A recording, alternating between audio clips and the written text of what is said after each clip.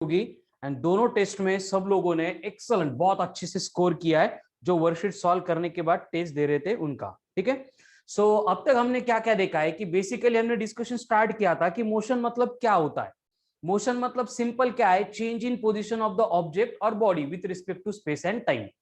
अब उसको अपन दो पार्ट में पढ़ते हैं कि जब भी बॉडी अपनी पोजीशन चेंज करती है तो उसको चेंज करने के लिए जो रीजन से रिस्पॉन्सिबल है वो पढ़ा जाता है डायनेमिक्स में या फिर काइनेटिक्स में, और पोजीशन चेंज होने के बाद मतलब मोशन के जो इफेक्ट है वो पढ़ा जाता है काइनेमेटिक्स में। तो हमने पहले डिसाइड किया है कि आगे के हमारे जो दो टॉपिक रहेंगे, एक motion along straight line and दूसरा मोशन अलोंग प्लेन, इन दोनों टॉपिक में हम मोशन के किसी भी कॉज के बारे में, रीजन के बारे में डिस्कस नहीं करने वाले। तो हमें मालूम है अगर रीजन एंड कॉजेस अगर छोड़ देंगे तो मोशन के जो इफेक्ट्स है वो तीन ही बचते हैं, एक डिस्प्लेसमेंट है, दूसरा वेलोसिटी है, तीसरा एक्सेलरेशन है। एक डिस्प्लेसमेंट है, दूसरा वेलोसिटी है, तीसरा एक्सेलरेशन है। एंड दोनों लेक्चर में हमने इतनी सारी कंसेप्ट पढ़ी, इतने सारे क्वेश्चन सॉल्व किए, इतनी सारी टेस्ट दी, हर एक क्वेश्चन जो था सिर्फ इन्हीं वर्ड से रिलेटेड था। ठीक है, एक तो हमें डिस्प्लेसमेंट फाइंड करना था, नहीं तो वेलोसिटी फाइंड करनी थी, नहीं तो एक्सेलरेशन फाइंड करना था। चलो इन शॉर्ट पहले रिवाइज कर लेते। डिस्प्लेसमेंट का मतलब क्या था, change in position of the body in particular direction या फिर shortest distance between two position, एक फाइनल पोजीशन एंड दूसरी इनिशियल पोजीशन, उसको हमने डिस्प्लेसमेंट बोला था। ये वेक्टर क्वांटिटी है एंड उसके पैरेलल में और एक स्केलर क्वांटिटी आती थी, दैट वाज डिस्टेंस। दोनों का नोटेशन सेम था, ऐसा यूनिट सेम था, डायमेंशंस भी सेम थे, बस डिफरेंस था उनके डायरेक्शन में, एक की होती है एक की नहीं होती है। उसके बाद हम आगे प्रोसीड करते गए और उसके बाद हमने देखा था कि वेलोसिटी आती है। अब वेलोसिटी का मतलब क्या है कि ये जो डिस्प्लेसमेंट है ये चेंज होने वाला है, and change in displacement per unit time या फिर टोटल डिस्प्लेसमेंट अपॉन टाइम, इसको हमने वेलोसिटी बोला था। फिर वेलोसिटी के पैरेलल में और एक स्केलर क्वांटिटी आती है, दैट इज स्पीड। अब दोनों का notation same, formula same, unit भी metre per second same, dimensions भी L1T-1 सेम था, बस डिफरेंस क्या था, जो डिस्टेंस एंड डिस्प्लेसमेंट के बिटवीन था वही वेलोसिटी एंड स्पीड के बिटवीन था, जिसको हमने स्टार मार्क करके लिख के दिया था। दैट इज की डिस्टेंस या फिर speed never be zero, it may be positive, sorry never be negative, it may be positive और जीरो, बट जो डिस्प्लेसमेंट है, जो वेलोसिटी है, it may be positive, it may be zero और it may be negative. उसके बाद में next point में हमने देखा था कि distance always greater than displacement होगा, उसी तरह से speed always greater than velocity होगी, and they are equal only if, एक एक्सेप्शनल केस है जहां पे दोनों इक्वल होते हैं, जब body is moving along straight line path without changing its direction. मतलब बॉडी स्ट्रेट लाइन पाथ के ऊपर मूव हो रही है अपने डायरेक्शन को चेंज किए बिना, उस केस में जो है वहां पे डिस्प्लेसमेंट का, डिस्टेंस का, स्पीड का, वेलोसिटी का मैग्नीट्यूड सेम होगा। फिर हमने वेलोसिटी है या फिर स्पीड है, इन दोनों को दो पार्ट में डिस्कस किया था, एक इंस्टेंटेनियस थी, दूसरी एवरेज थी। अब डिफाइन करने के लिए हमने उनको डिफाइन कर लिया कि एवरेज मतलब over whole journey and instantaneous मतलब at the particular instant of time, लेकिन दोनों मेथड से क्वेश्चन सॉल्व करने की मेथड भी डिफरेंट थी। जैसे कि आपको इस टाइप के मतलब कंडीशन के ऊपर अगर क्वेश्चन आना है तो उसमें कंडीशन आपको वो प्रोवाइड करते थे। क्या कंडीशन प्रोवाइड करते थे कि displacement is a function of time, जैसे कि इक्वेशन आता था s = 5 + t² + 10t, इस तरह का इक्वेशन था। तो अगर हमें एवरेज वेलोसिटी या फिर एवरेज स्पीड फाइंड करनी है तो हमें दोनों टाइम जो है पुट करके फिर initial displacement, final displacement calculate करके टोटल टाइम से डिवाइड करना पड़ता था। लेकिन जब इंस्टेंटेनियस की बात चल रही है तो दोनों टाइम को पुट करना ही नहीं है, सिंपली जो इक्वेशन दिया जाएगा हम उसको डिफरेंशिएट करेंगे, एंड डिफरेंशिएट करने के बाद जो भी इंस्टेंट ऑफ टाइम पे हमें ये वैल्यूज अननोन थी, फाइंड करनी थी, उनको पुट कर देंगे and we will get the answer. इतना सिंपल पार्ट था। फिर उसके बाद में सेम कंसेप्ट हमने देखी अबाउट एक्सेलरेशन। एक्सेलरेशन मतलब क्या होता है, चेंज इन वेलोसिटी। एक्सेलरेशन को डिफाइन करते टाइम हम चेंज इन स्पीड नहीं बोलते, because acceleration itself is a vector quantity, and to derive any vector quantity उसके जो फॉर्मूले होंगे वहां पे पहले से कोई ना कोई क्वांटिटी वेक्टर होना मस्ट है, कंपल्सरी है, नेसेसरी। तो यहाँ पे एक्सेलरेशन पढ़ने के बाद हमने फिर से एक्सेलरेशन का यूनिट, डायमेंशन, नोटेशन देखा था, देन उसकी भी एवरेज एक्सेलरेशन इंस्टेंटेनियस की केस देखी थी, एंड बाद में इन तीनों को कंबाइन करने के लिए वहां पे कुछ इक्वेशंस हमने यूज किए थे जो सिर्फ काइनेमेटिकल की टर्म्स को, यानी काइनेमेटिकल से रिलेटेड जो तीन टर्म्स है, वेलोसिटी, डिस्प्लेसमेंट, एक्सेलरेशन, इनको कंबाइन करती है, उनको हमने बोला था as a kinematical equations.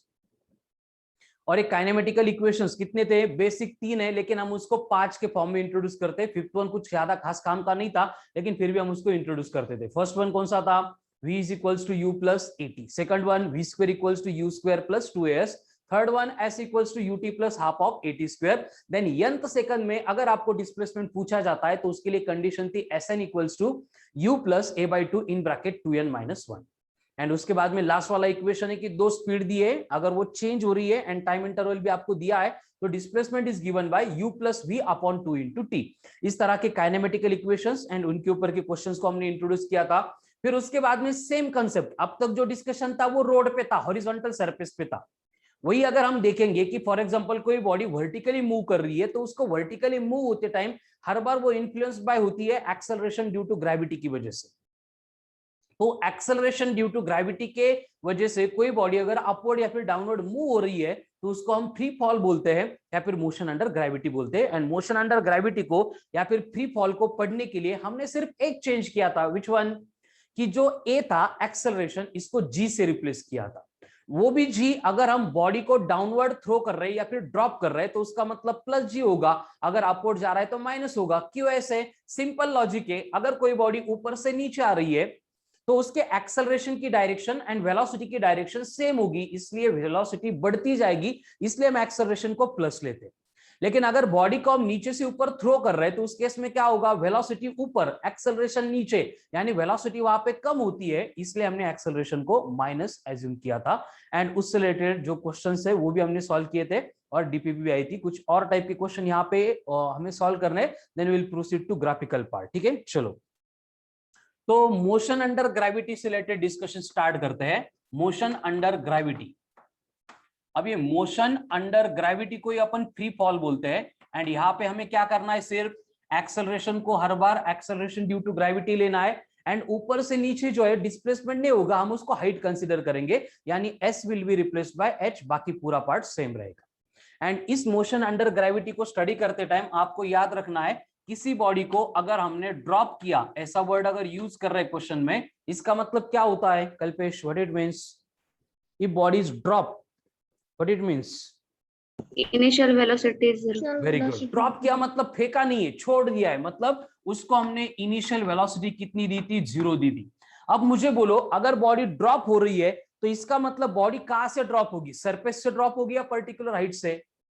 Particular height से। मतलब ये वर्ड यूज किया है कि इसके पीछे दो हिडन डेटा है, एक इनिशियल वेलोसिटी 0 होगी एंड सेकंड वन, इसको अपन पर्टिकुलर हाइट पे लेके जा रहे हैं एंड वहां से छोड़ रहे हैं, क्योंकि सरफेस से बॉडी को छोड़ देंगे तो बॉडी कहीं पे नहीं जाएगी, वहीं पे रहेगी। ठीक है, उसके बाद में अगर आपको क्वेश्चन में ये वर्ड दिख रहा है कि बॉडी स्ट्राइक कर रही है, व्हाट इट मींस? स्ट्राइक कर रही है बॉडी, इसका मतलब क्या होगा? टकराना। टकराना, वेरी गुड। मैं इंग्लिश पढ़ा रहा हूं क्या? बॉडी स्ट्राइक कर रही है, इसका मतलब बॉडी जोर से आके नीचे गिर रही है, इसका मतलब बॉडी की जो फाइनल वेलोसिटी है वो 0 नहीं थी, इसका मतलब बॉडी ऊपर से नीचे आ रही थी। क्योंकि जब भी किसी बॉडी को हम ऊपर थ्रो करते हैं तो होता क्या है, देखो हमारे पास स्लो मोशन वाला ऑप्शन नहीं है, नहीं तो अभी स्लो मोशन अगर करता मैं चौक की तो आपको समझ में आता कि ये चौक ऐसे धीरे धीरे ऊपर मैंने फेंका था, एक हाइट पे आ गया और यहाँ पे आके रुक गया, रुकने के बाद फिर वो नीचे गया। इसका मतलब क्या होगा? इसका मतलब ये होगा कि when body is thrown upward with certain initial velocity,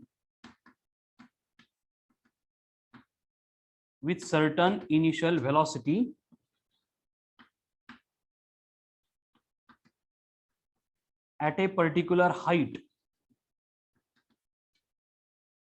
its v becomes 0। And जहां पे v 0 बनती है वहां पे बॉडी को रुकना पड़ता है, अगेन बॉडी वहां से क्या होती है, नीचे आती है। फिर से नीचे आते टाइम क्या होगा, बॉडी की जो इनिशियल वेलोसिटी होगी फिर से 0 होगी, जब वो ग्राउंड पे आके स्ट्राइक करेगी तब फाइनल वेलोसिटी नॉन 0 होगी। इसका मतलब जब भी आपको क्वेश्चन में बॉडी अपवर्ड मूव हो रही है, इस टाइप का डेटा आपको अगर दिया जा रहा है, तो अपवर्ड मोशन के लिए हमें एज्यूम करना है कि बॉडी की u नॉट इक्वल टू 0 थी, बट बॉडी की v इक्वल टू 0 थी। एंड जब बॉडी को पर्टिकुलर हाइट से अपन ड्रॉप कर रहे हैं और बॉडी ग्राउंड पे आके फॉल हो रही है, तो उस केस में हमें एज्यूम करना है कि बॉडी की u 0 थी लेकिन बॉडी की v 0 नहीं थी। क्लियर है सबको? ये कॉमन सेंस वाले स्टेटमेंट है, लेकिन ये अभी जितने सिंपल लगते हैं उतने ही क्वेश्चन में आने के बाद कॉम्प्लिकेशंस प्रोड्यूस करते हैं, इसलिए मैं पहले से लिख के दे रहा हूं। चलो, है clear? Yes sir.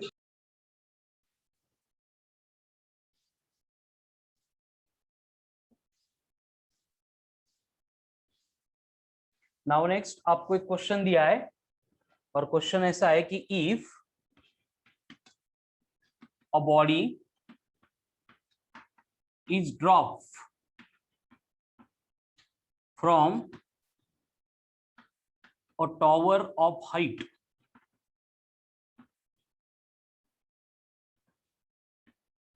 200 metre, then number 1 उसको ग्राउंड पे आके गिरने के लिए कितना टाइम लगेगा, नंबर 2 वो ग्राउंड को कितनी वेलोसिटी से स्ट्राइक करेगी। चलो कॉमन फास्ट करो सॉल्व। सिंपल क्वेश्चन दिया है आपको, बिल्डिंग से बॉडी को ड्रॉप कर रहे हैं, उस बिल्डिंग की हाइट दी है एंड उस बॉडी को ग्राउंड पे आके गिरने के लिए कितना टाइम लगेगा एंड कितनी वेलोसिटी से बॉडी स्ट्राइक करेगी, ये आपको पूछा गया है। चलो common fast try to solve this. Atharva शुरू नहीं होगा बेटा, नेक्स्ट चैप्टर में यही टॉपिक पढ़ाने वाला हूं 2 साल तक। चलो कॉमन फास्ट सॉल्व दिस।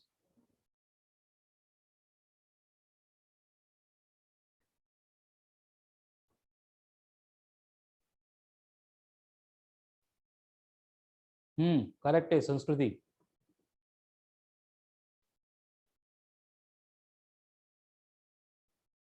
चल तुषार आंसर बोल, ऋषभ, अनुजा।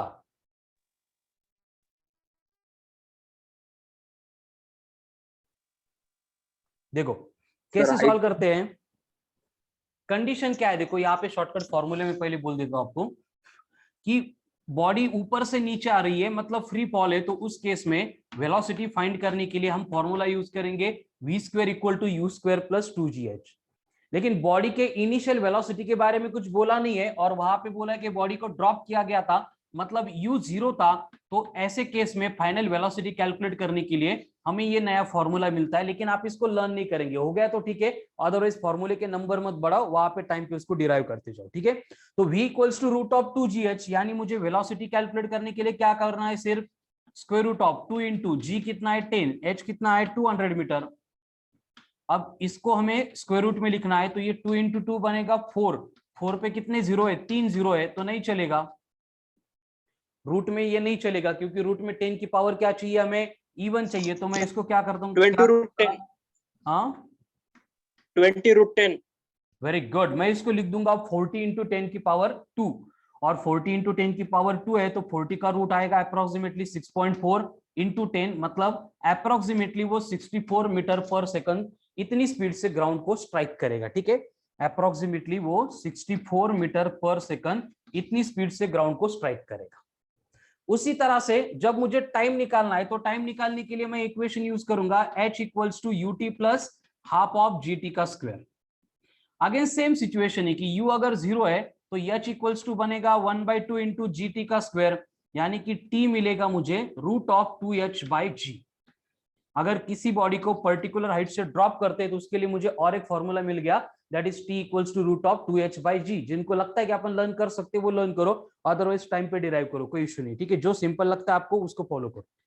अब t equal to root of 2h/g है, इसको अगर मैं पुट कर दूंगा तो यहाँ पे h कितना है 200, 200/g मतलब 20, 20 इंटू 2 मतलब 40, यानी टाइम लग रहा है रूट ऑफ 40, यानी टाइम विल बी 6.4 सेकंड, ठीक है। 20 का डबल टू 40, रूट 40 मतलब 6.4 सेकंड है। क्लियर सबको, कॉमन फास्ट? यस, ठीक है। इस तरह से मतलब हम कितना टाइम लगेगा, कितनी वेलोसिटी से बॉडी ग्राउंड को स्ट्राइक करेगी, वो बातें कैलकुलेट कर सकते हैं। चलो नेक्स्ट क्वेश्चन है, अभी मैं पूरा स्टेटमेंट नहीं लिखूंगा, बस गिवन डेटा लिखूंगा, जिसमें आपको बोला है कि when a body is thrown upward, इसका मतलब क्या है, body is thrown upward with velocity of 20 metre per second, then calculate time to reach at maximum height and maximum height reach by the body. नीचे से body को फेंका है 20 metre per second से, तो बॉडी मैक्सिमम हाइट पे जाने के लिए कितना टाइम लेगी एंड वो मैक्सिमम हाइट कितनी होगी, ये हमें यहाँ पे फाइंड करना है। जी कितना लेना है sir? G always 10।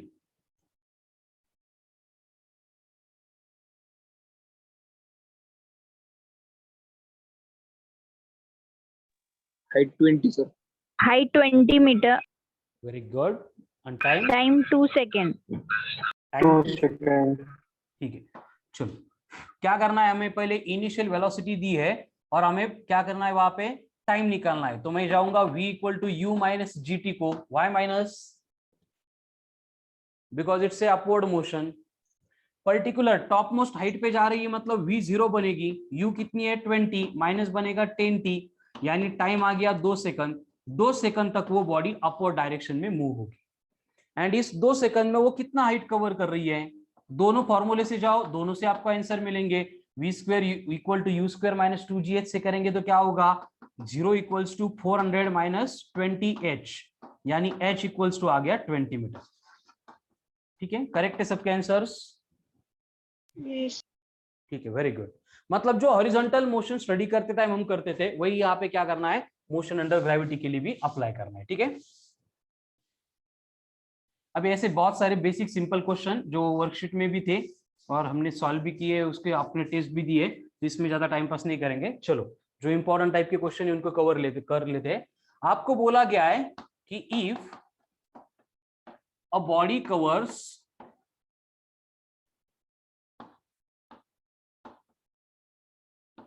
half of the distance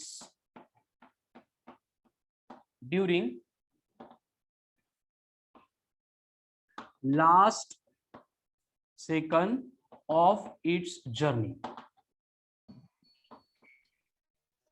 then h equal to कितना and total time कितना लगेगा. पहले क्वेश्चन को देखो, क्वेश्चन समझ में आता है कि वो इंपॉर्टेंट है. ठीक है, एक पर्टिकुलर बिल्डिंग के ऊपर से बॉडी को ड्रॉप किया है और वहां पे बोला है कि बॉडी नीचे आते टाइम जो भी टोटल हाइट होगी, कितनी होगी मालूम नहीं है, उसकी आधी हाइट लास्ट सेकंड में कवर कर रही है. तो उस केस में बिल्डिंग की टोटल हाइट एंड बॉडी को नीचे आने के लिए लगने वाला टाइम कितना होगा, ये आपको कैलकुलेट करना है. Do it.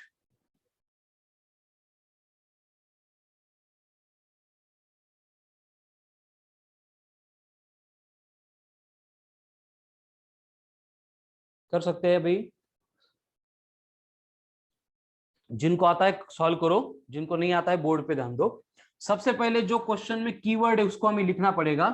उन्होंने ऐसे बोला है कि h इन यंथ सेकंड, जो लास्ट वाला सेकंड है उसको मैं यंथ बोल रहा हूं, वो कितना है, h/2 है. अगर बिल्डिंग की टोटल हाइट h है तो ये क्वेश्चन में बोला है. लेकिन हमें पहले से मालूम है कि अगर बॉडी को ड्रॉप किया जाता है तो h equals to half of gt square है. कहां से आ गया, ये काइनेमेटिकल इक्वेशन था, ut plus half of gt का स्क्वायर. ड्रॉप किया मतलब इनिशियल वेलोसिटी 0 है, मैंने ut को 0 बोल दिया तो h बना हाफ ऑफ gt स्क्वायर. उसी तरह से यंथ सेकंड के लिए फॉर्मूला होता है u plus a/2, but u 0 है तो मैं इसको लिखूंगा g/2 इन ब्रैकेट 2n है, लेकिन यहाँ पे टाइम को t बोला है, यहाँ पे भी t ले लेता हूं. ये तीनों स्टेप क्लियर है क्या, बोलो. ये तो क्वेश्चन में गिवन था और ये हमारा पहले से मतलब 2 लेक्चर में जो पढ़ा है उसके अकॉर्डिंग मैंने लिखा है. ठीक है, चलो है clear. Yes sir. Now Yes sir. ये इस इक्वेशन में ये दोनों वैल्यूज पुट कर देते हैं, क्या बनेगा, ये hn की जगह पे आएगा g/2 in bracket 2t - 1 equal to h/2 है. सो ये 1/2 इधर लिखता हूं मैं और ये h कितना है, हाफ ऑफ gt स्क्वायर है. क्या किया मैंने, बस ये दो वैल्यूज इस इक्वेशन में पुट कर दी. तो यहाँ पे क्या होगा, ये वाला g/2 ये वाला g/2 कैंसिल, ये 2 इधर मल्टीप्लाई करेंगे तो ये बनेगा 4t - 2 is equals to t square, यानी ये आ गया t square minus 4t plus 2 equal to 0. क्या मिला, ये Quadratic How equation. to find roots of quadratic equation now?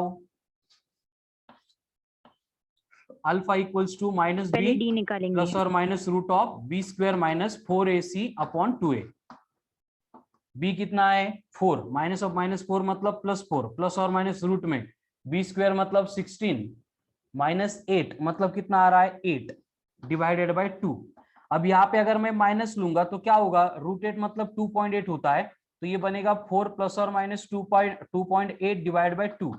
अगर मैंने माइनस लिया तो यहाँ पे माइनस में क्या होगा कि 4 माइनस 2.8 मतलब 1.2, 1.2 डिवाइड बाय 2 मतलब 0.6. कंडीशन क्या है देखो, आधी हाइट कवर करने के लिए एक पूरा सेकंड लग रहा है, तो total time of the journey वो 1 सेकंड से बड़ा ही चाहिए, मतलब 0.6 सेकंड आंसर नहीं होगा, इसलिए मैं यहाँ पे प्लस लूंगा। तो 4 + 2.8 यानी 6.8, 6.8 अपॉन 2 यानी 3.4 सेकंड। ये क्या मिल गया यहाँ पे,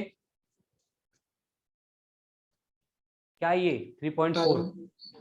टाइम नहीं, total time of the journey. ऊपर से नीचे गिरने के लिए इतना टाइम लगेगा। अब इस टाइम के ऊपर से हमें उस बिल्डिंग की हाइट निकालनी है, पॉसिबल है क्या? Yes sir. Yes, sir. कैसे? h equals to half gt square। Half GT square में टी की वैल्यू पुट कर दो, क्या होगा फिर? चलो बोर्ड पे ध्यान दो।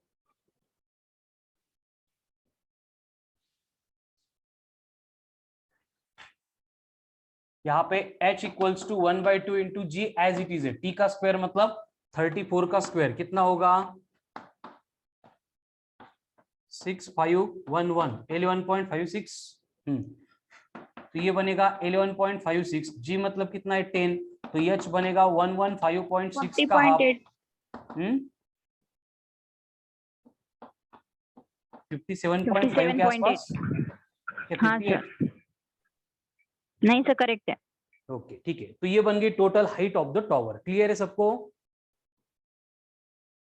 अभी सेम टाइप का क्वेश्चन मैं दे रहा हूं, पूरी प्रोसेस सेम होगी, और जहां पे आपको फिर से total height of the building and total time of the journey निकालना है। और उसके लिए आपको दिया है कि वो बॉडी क्या कर रही है during last second of its journey 3/16 इतनी हाइट कवर कर रही है। कळलं का? 3/16 नहीं है, ये 9/16 है। चलो, during last second of its journey it covers कितनी हाइट? 9/16 टाइम्स ऑफ h, इतनी हाइट वो कवर कर रही है।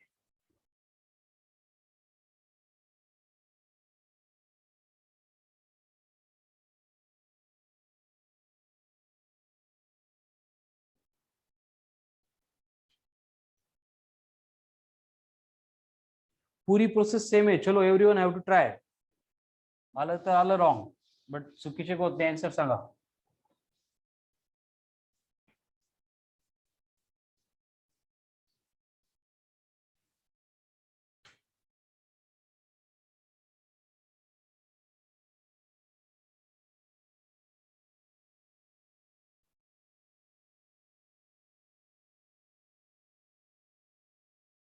चलो जिनको आता है वो सॉल्व करो, बाकी लोग, हमें मालूम है इन्होंने बोला है HN, तो HN का फॉर्मूला बनेगा हाफ ऑफ GT का स्क्वायर, और H के लिए फॉर्मूला होता है हाफ ऑफ GT का स्क्वायर। दोनों वैल्यूज यहाँ पे पुट कर देते हैं, तो ये बनेगा 9/16 इंटू हाफ GT का स्क्वायर इक्वल्स टू, एक मिनट, इक्वेशन क्या है? G/2 इन ब्रैकेट 2t - 1, ये बनेगा G/2 इन ब्रैकेट 2t - 1। तो यहाँ पे G/2 कैंसिल हो गया, 9t² इक्वल्स टू बनेगा 16 का डबल 32t माइनस ऑफ 16, यानी ये इक्वेशन बनेगा 9t² - 32t + 16 = 0। अगेन क्या मिला यहाँ पे? वन मोर क्वाड्रेटिक इक्वेशन, तो क्या बनेंगे रूट्स? माइनस ऑफ -32 यानी +32 + और माइनस रूट ऑफ v² यानी 32 का स्क्वायर। क्या होता है 32 का स्क्वायर? 9 4 6 का डबल 12 4 2 0 1, मतलब 1024। ठीक है, 1024 v² हो गया -4ac। अब 4 × a × c करना है, मतलब 16 × 9 × 4 करना है। ठीक है, तो कितना आएगा ये? 576. 576 576 + 1024 सर माइनस हाँ माइनस, हाँ दोनों प्लस है तो माइनस होगा। ठीक है, 1024 - 576 448. हाँ 448. 448 divide by twice of a, मतलब 9 का डबल 2 18। फिर से वही रीजन है, माइनस लेंगे तो वो लेस देन 1 आएगा, इसलिए हमें प्लस लेना पड़ेगा। 32 प्लस रूट ऑफ 448 चाहिए, रूट ऑफ 441 होता तो 21, तो ये आएगा 21.2 डिवाइड बाय 18। करो एडिशन इनकी।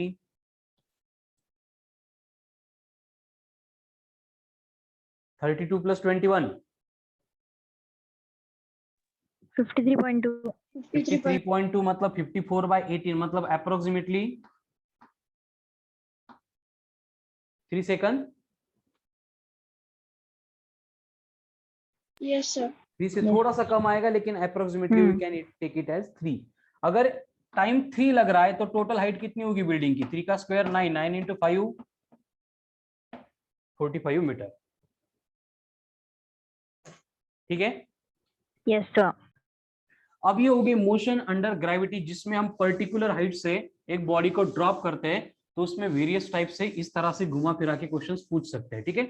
अब कभी कभी क्या होता है, वो क्वेश्चन को थोड़ा और कॉम्प्लिकेट बनाने के लिए एक ही क्वेश्चन में दोनों मोशन देते हैं, मतलब बॉडी ऊपर भी जाती है और नीचे भी आती है। कैसे आती है? एक सिंपल एग्जांपल मैं दूंगा यहाँ पे कि ऐसे एक बिल्डिंग है और आपको बोला गया है कि बिल्डिंग की हाइट दी आपको एज ए 40 मीटर, और इस बिल्डिंग के ऊपर से यहां से हमने वर्टिकली अपवर्ड एक बॉडी को थ्रो किया था जिसकी स्पीड थी 20 मीटर पर सेकंड। समझ रहा है क्वेश्चन? मैंने क्या बोला कि एक बिल्डिंग है, उस बिल्डिंग से अब बॉडी को अपन नीचे ड्रॉप नहीं कर रहे, तो ऐसे पकड़ के ऊपर फेंक रहे। ऊपर फेंकते टाइम 20 मीटर पर सेकंड इतनी स्पीड है, तो आपको बोला जा रहा है find total time of the journey. अब इस total time of the journey को फाइंड करने से पहले क्वेश्चन को समझना पड़ेगा। यहाँ पे बॉडी को हमने अपवर्ड थ्रो किया है, मतलब बॉडी इस हाइट तक जाएगी, ये हाइट h होगी, जहां पे जाने के बाद बॉडी की फाइनल वेलोसिटी 0 बन जाएगी। समझ रहा है ये? Yes sir. यहां से बॉडी फिर नीचे आएगी। जब बॉडी नीचे आ रही है तो सेकंड पार्ट में इनिशियल वेलोसिटी 0 होगी एंड फिर फाइनल वेलोसिटी यहाँ पे नॉन जीरो होगी। तो आपको वो भी पूछा है कि कितनी वेलोसिटी से बॉडी ग्राउंड को स्ट्राइक करेगी। अब इस केस में जो टाइम लगा था वो t1 था, नीचे आते टाइम जो टाइम लगा वो t2 है। Total time of the journey calculate करने के लिए हमें क्या करना पड़ेगा? t1 प्लस t2 करना पड़ेगा। पहले क्वेश्चन समझाऊं क्या? क्वेश्चन समझ में आ रहा है तो सॉल्यूशन बहुत इजी है। क्लियर है सबको क्वेश्चन?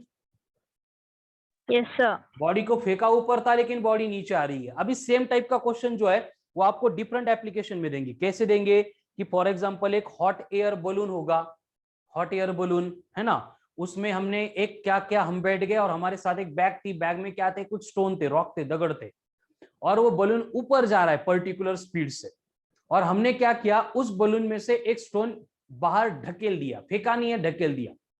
तो अब होता क्या है देखो, हमें लगता है कि ढकेलने के बाद ऐसे, सपोज इस पोजीशन पे वो हॉट एयर बलून है,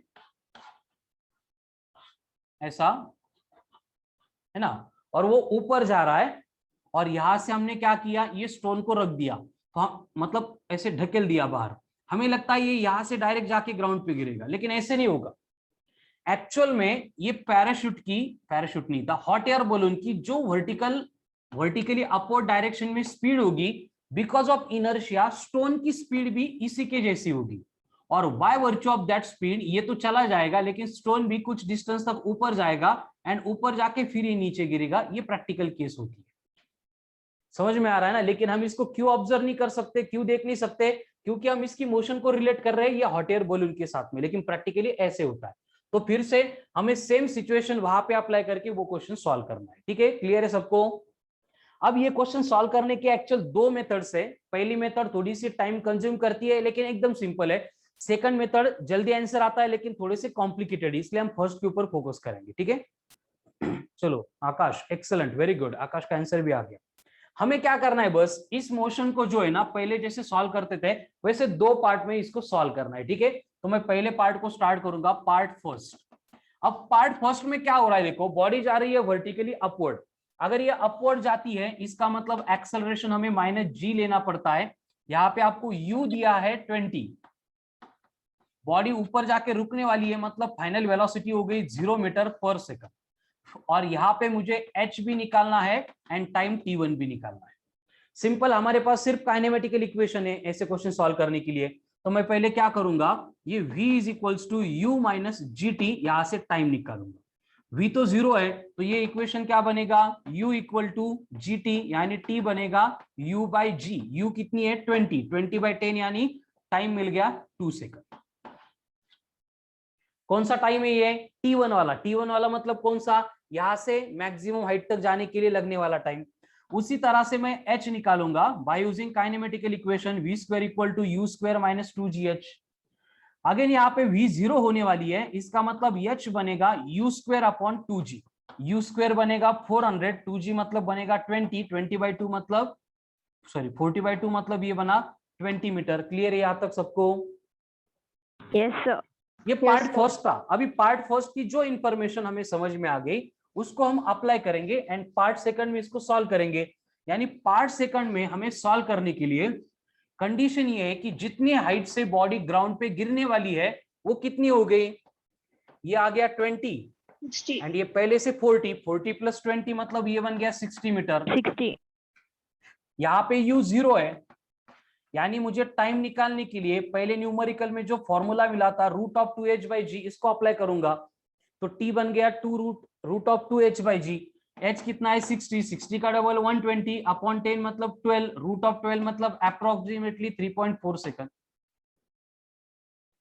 ये टाइम कैपिटल टी है t2 है, T2।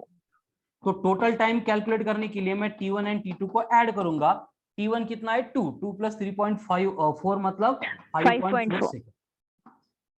ठीक है, तो ये हो गया time of the journey and total height velocity with which body will strike the ground बोला था, वो बनेगा v equal to root of 2gh। अब h कितना है 60, 60 इंटू 10 600 का डबल 1200, 1200 में रूट ऑफ 12 मतलब 3.4, 2 0 का 1 0 मतलब अप्रोक्सीमेटली 34 मीटर पर सेकंड से वो बॉडी ग्राउंड को स्ट्राइक करेगी। है clear? Yes sir. Yes sir. Yes sir. तो पैराशूट दिया है, बलून, हॉट एयर बलून दिया है या फिर और कुछ चीजें दी है जिसमें बॉडी पहले से वर्टिकली मोशन में थी, तो सेम पार्ट यहाँ पे आपको अप्लाई करना है। ठीक है ना? उस रिलेटेड क्वेश्चन जो है डीपीपी में इंक्लूड होंगे, तो उसको सॉल्व करने के लिए आप इसको रेफर करेंगे, टेक अ स्क्रीनशॉट। दूसरी मेथड बोलू क्या, वो फॉलो नहीं करेंगे लेकिन आप, ये सिंपल है, थोड़ा एक 10-12 सेकंड ज्यादा लग जाएंगे लेकिन आंसर करेक्ट आएगा। दूसरी मेथड में हम क्या करते हैं, इतना सब कुछ करते नहीं, हम इसको एक ही मतलब पार्ट में सॉल्व करते। कैसे बोलता हूं मैं बोल रहा हूं कि इसके ऊपर ज्यादा फोकस मत करो, समझ गई तो ठीक है, बहुत सिंपल है। लेकिन थोड़ा सा कॉम्प्लिकेशंस इसमें आते हैं कि अल्टीमेटली बॉडी हम यहां से थ्रो कर रहे हैं, ऊपर कर रहे हैं या नीचे कर रहे हैं फर्क नहीं पड़ेगा। अगर टोटल मोशन को एक पार्ट में कंसीडर करना है तो बॉडी कितनी हाइट कवर कर रही है, बॉडी कवर कर रही है 40 मीटर। हाइट नहीं है एक्चुअल में, ये डिस्प्लेसमेंट है, ये मैंने माइनस लिया। क्यों माइनस लिया? क्योंकि बॉडी नीचे आ रही है ना, फेंक रहे थे ऊपर लेकिन बॉडी आ रही है नीचे, इसलिए एच मैंने माइनस ले लिया। अब ऊपर फेंक रहे, यहाँ पे स्पीड जो है यू वो प्लस लूंगा 20 मीटर पर सेकंड। ठीक है, एंड उसके बाद में बॉडी अगर नीचे आ रही है तो हम जी को पॉजिटिव ही लेंगे, तो उस केस में इक्वेशन क्या बनेगा, इक्वेशन बनेगा h equals to u t plus half of g t square, ये फॉर्मूला है। तो इसमें हमें क्या करना पड़ेगा, इनिशियली बॉडी को अपवर्ड फेंका था, मतलब इनिशियल वेलोसिटी के साथ में जी नेगेटिव लेना पड़ेगा। ठीक है, बस ये इक्वेशन आपको अप्लाई करना है। इतना मॉडिफिकेशन अगर समझ में आ गया तो एक स्टेप में you will get the answer. ठीक है, सिर्फ एच को नेगेटिव लेना है, बाकी सारा कन्वेंशन सेम रहेगा। अब सेम वैल्यूज पुट कर देते, देखो ये कितना है -40 इज इक्वल्स टू यू कितनी है 20, ये बनेगा 20t माइनस ऑफ g/2 मतलब 5 इंटू टी स्क्वायर। ये क्या मिल गया फिर से, क्वाड्रेटिक इक्वेशन, थ्रू आउट इसको 5 से डिवाइड करो तो ये क्या बनेगा, टी स्क्वायर इधर लेके आएंगे -4t माइनस 8 इक्वल टू 0। कळालं की बघा काय केलं मी, हो सर। सिर्फ 5 से डिवाइड कर दिया। ठीक है ना, ये -t इधर आके प्लस हो गया, ये 4t इधर आके माइनस, और ये पहले से माइनस था।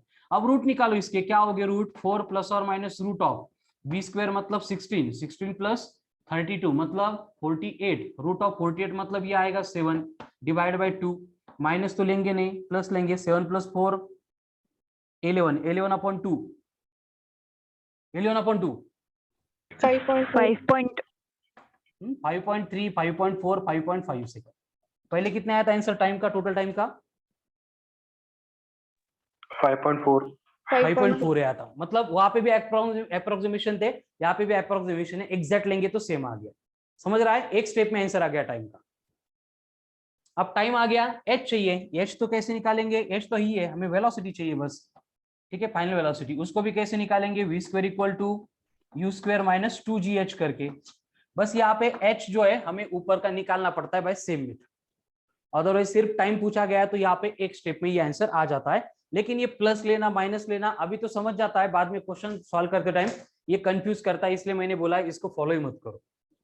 ठीक है, लेकिन जिनको लगता है कि नहीं यही सिंपल है, ये फॉलो करो, कोई फर्क नहीं पड़ेगा। क्लियर है? फिर मोशन अंडर ग्रेविटी।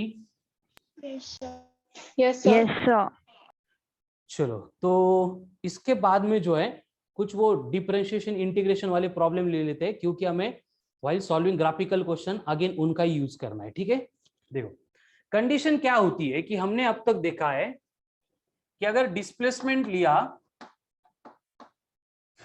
एंड इस डिस्प्लेसमेंट को हमने डिफरेंशिएट किया तो हमें मिलती है वेलोसिटी। यानी कि आपको अगर x दिया है एंड उस x को अपन dx बाई dt करेंगे तो हमें मिलती है वेलोसिटी। क्लियर है सबको ये?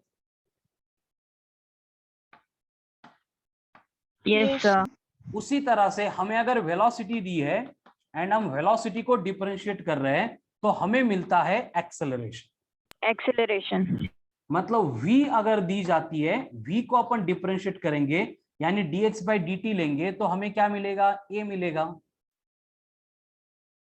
yes sir इसी का मतलब क्या होता है कि अगर हमें एक्सेलरेशन देंगे एंड उस एक्सेलरेशन को अपन इंटीग्रेट करेंगे तो मुझे क्या मिलेगी? वेलोसिटी मिलेगी। क्योंकि डिफरेंशिएशन एंड इंटीग्रेशन एक दूसरे की रेसिप्रोकल रिलेशनशिप होती है। ठीक है ऋषभ, देविका, तुमको तो मालूम होगा अच्छे से। बाकी नीट वाले हैं उनको तो मालूम हो गया, लेकिन इनको पहले से मालूम होगा। ठीक है, चलो, इसका मतलब अगर एक्सेलरेशन दिया है एंड इस एक्सेलरेशन को मैं अगर इंटीग्रेट कर रहा हूं integration of a into dt से, तो ये किसका फॉर्मूला होता है? v का। सेम वे अगर हमें वेलोसिटी दी जा रही है, उस वेलोसिटी को अगेन मैं अगर इंटीग्रेट कर रहा हूं तो इंटीग्रेट करने के बाद मुझे क्या मिलता है? डिस्प्लेसमेंट। क्या मिलता है? डिस्प्लेसमेंट। यानी कि वेलोसिटी अगर है उसको अगर अपन integration of v into dt कर रहे हैं तो ये फॉर्मूला बनता है फॉर x। क्लियर है सबको ये रिलेशंस? yes और नो? yes sir स्क्रीनशॉट ले लो इसका, एक्सट्रीमली इंपॉर्टेंट पार्ट है ये, क्योंकि ग्राफिकल क्वेश्चन सॉल्व करने के लिए भी हम इसी का यूज करने वाले हैं।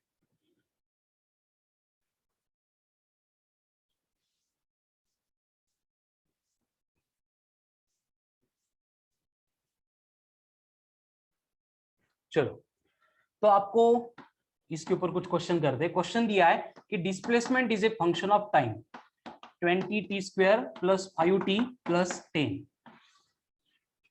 ये बोला है displacement is a function of time given by s equals to 20t square plus 5t plus 10, और उसके साथ में आपको बोला है then find time at which velocity will become zero. Velocity will be zero. Time find करो, कितने time के बाद वेलोसिटी जीरो होगी, ये हमें फाइंड करना है। कर सकते फाइंड? टाइम माइनस में आएगा ना सर? 5 seconds आ गया आंसर्स? टाइम माइनस में किसका आ गया? 5 seconds हाँ, क्वेश्चन मध्ये -5t आलं तर टाइम पॉझिटिव्ह नाही तर very good, negative. Excellent. Time negative आ गया, इसका मतलब क्या हो रहा है?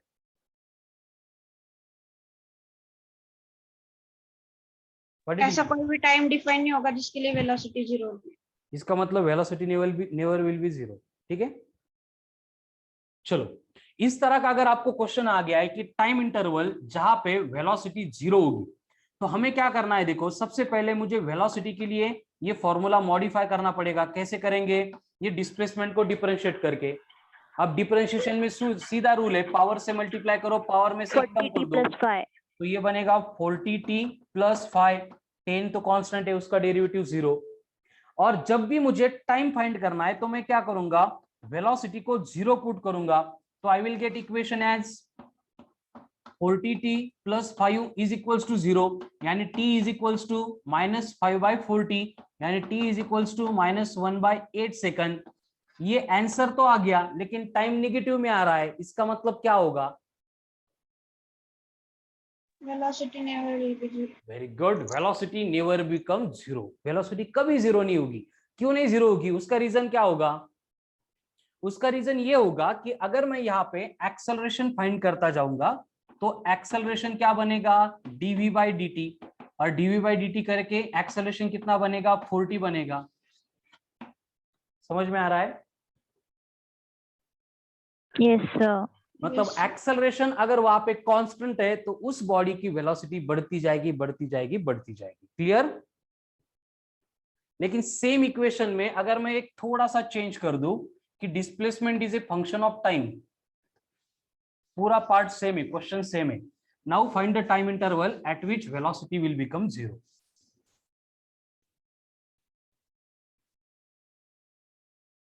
+1/8। 1/8. वही आंसर आएगा, बट +1/8 बनेगा। Excellent, very good. चलो अब फाइंड करो 5t² -20t + 10, ये डिस्प्लेसमेंट है। और अब फाइंड करना है आपको कि वेलोसिटी कब 0 होगी।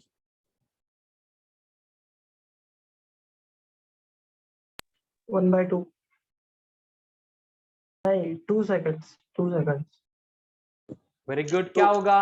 10t 2 second. Is equals to 10t, t is equals to 2 second. मतलब सॉल्व किए बिना आंसर आ रहा है। ठीक है, कैसे करेंगे? फर्स्ट स्टेप में इसको करना पड़ेगा ds/dt, फिर ये बनेगा 10t -20, अपन 0 इक्वेट करेंगे तो t बनेगा 20/10 यानी 2 सेकंड। क्लियर है? Yes sir. Very good. अब बोलो कि अगर आपको बोला है कि acceleration is a function of time given bye 5t -20, then calculate time interval for which velocity will be 0. अब क्या करेंगे? इंटीग्रेट करेंगे, वेलोसिटी निकालेंगे, फिर टाइम की वैल्यू, मतलब वेरी गुड, करो फिर। क्यों रुके हो?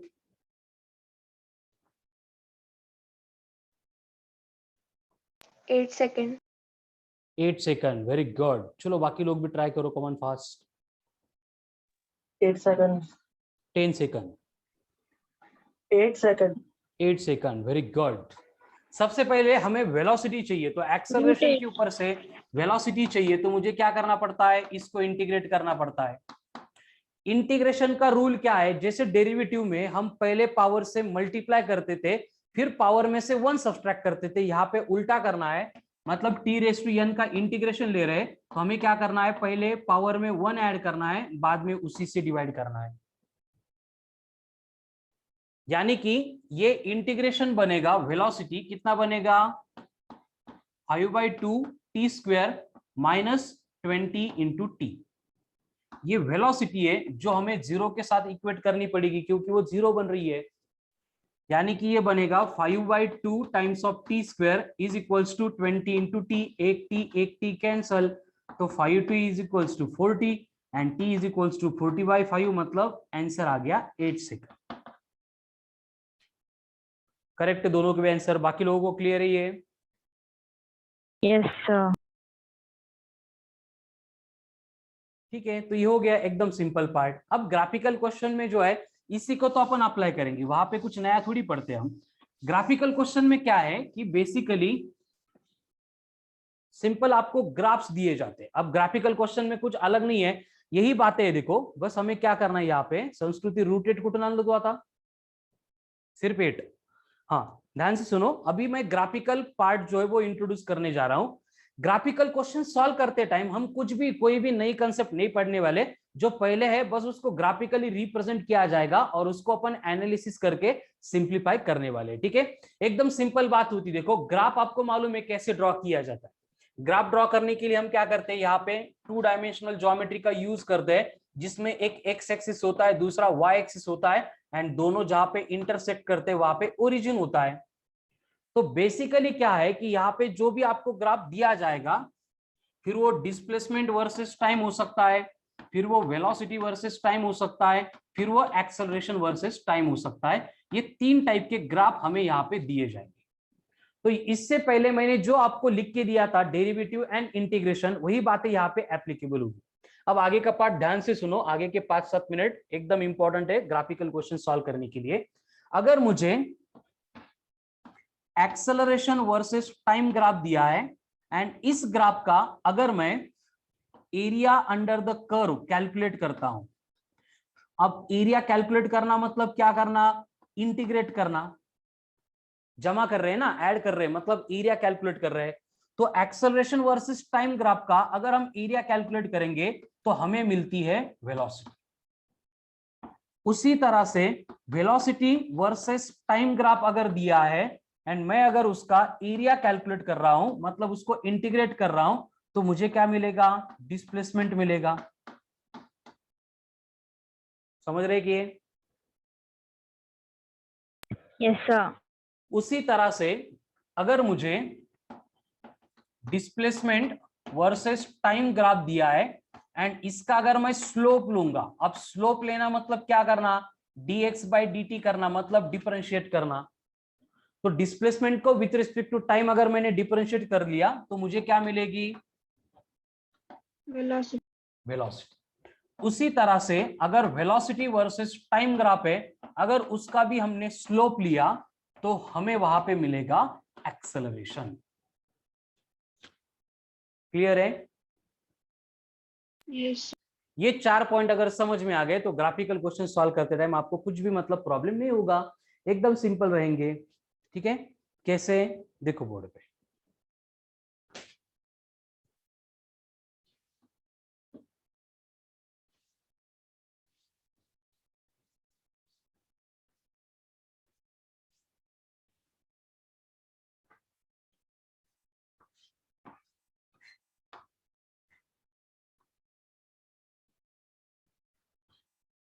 आपको ऐसा इस तरह से ग्राफ दिया है और ये ग्राफ है वेलोसिटी वर्सेस टाइम का, और ये कुछ इंटरवल्स है ओ से लेके ए से लेके बी एंड बी से लेके सी तक की।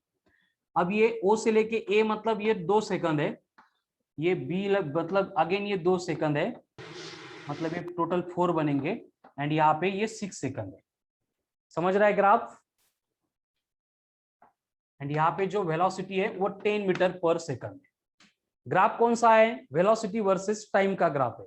अब इस ग्राफ में हो रहा है क्या, देखो सबसे पहले विथ टाइम इंटरवल वेलोसिटी बढ़ रही है टिल ए, मतलब ओ से लेके ए तक क्या है,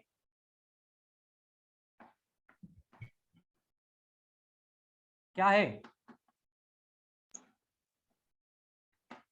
एक्सेलरेटेड मोशन है। देखो ओ से लेके ए तक क्या है, एक्सेलरेटेड मोशन है, क्योंकि वेलोसिटी वर्सेस टाइम का अगर स्लोप लेंगे तो वो पॉजिटिव आएगा। नहीं समझते हैं? समझ लो सर। ठीक है, उसके बाद में ए से लेके बी तक, ए से लेके बी तक मतलब ये 2 सेकंड में वेलोसिटी में कुछ भी बदल नहीं हो रहा है, यहाँ पे भी 10 थी, यहाँ पे भी 10 थी। इसका मतलब ए से लेके बी तक कंडीशन क्या है, एक्सेलरेशन 0। क्योंकि स्लोप भी 0 है लाइन का। देन बी से लेके सी तक क्या है, टाइम बढ़ रहा है, वेलोसिटी कम हो रही है, स्लोप निगेटिव है, इसका मतलब ये क्या है, रिटार्डेड मोशन। वेरी गुड, मतलब रिटार्डेशन है। ठीक है, तो इस ग्राफ से मुझे आप फाइंड करके देंगे displacement.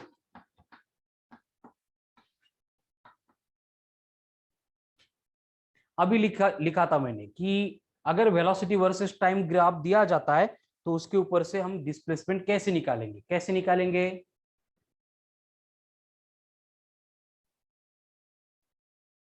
Area area under the curve calculate करके। कैसे निकालेंगे एरिया?